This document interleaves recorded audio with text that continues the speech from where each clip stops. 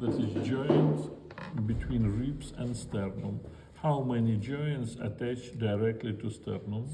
7. First rib joined with the sternum with the help of synchondrosis, that is a cartilage which fixed first rib with the sternum. Synchondrosis sternocostalis. Another 6 ribs makes joint articulatio sternocostalis. Articulatio sternocostalis.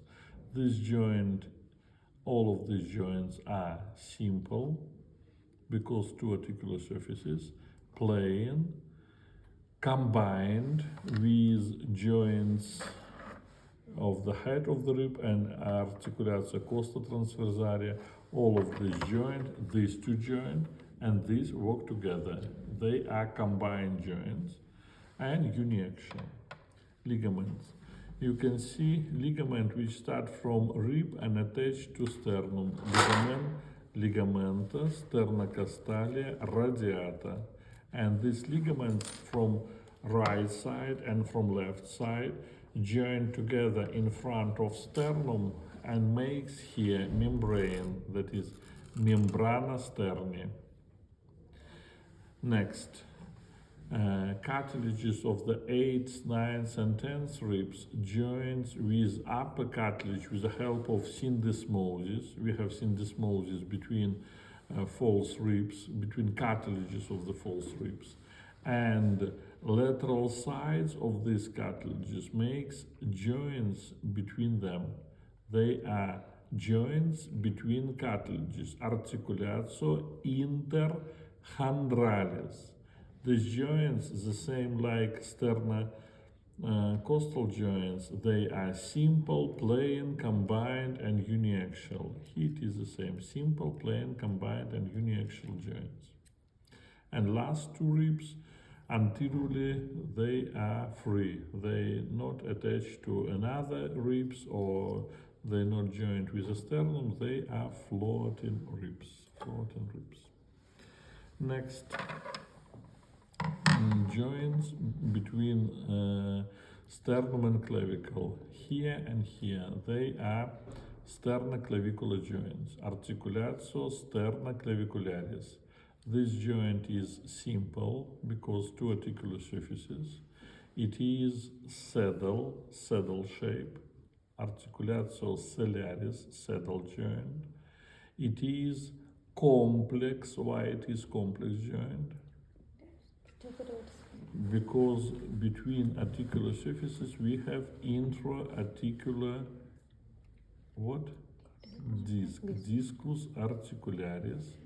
And this joint,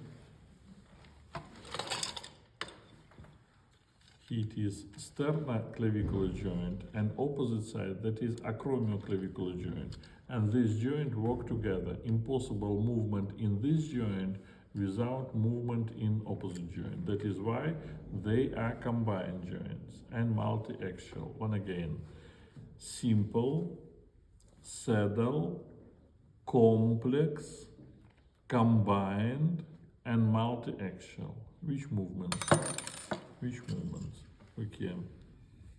What that is a sternum, and what is this axis? Vertical axis. In vertical axis, we can move clavicle how? Forward and backward. Is it possible? Move forward and backward. That is in vertical axis. Now, what is this axis?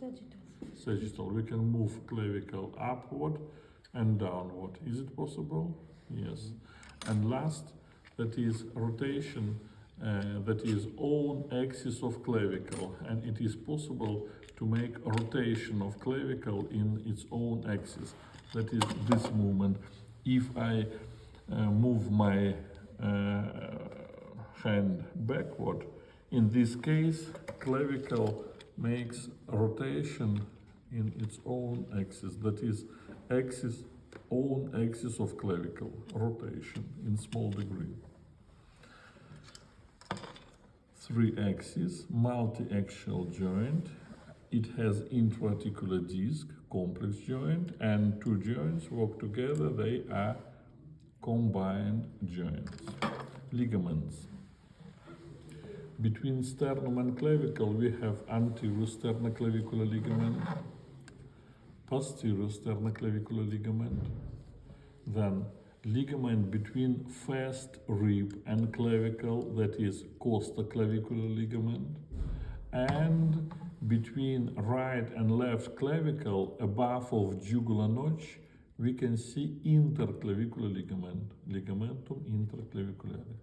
Wait, one again. Anterior and posterior sternoclavicular, costoclavicular, and interclavicular ligaments. Next.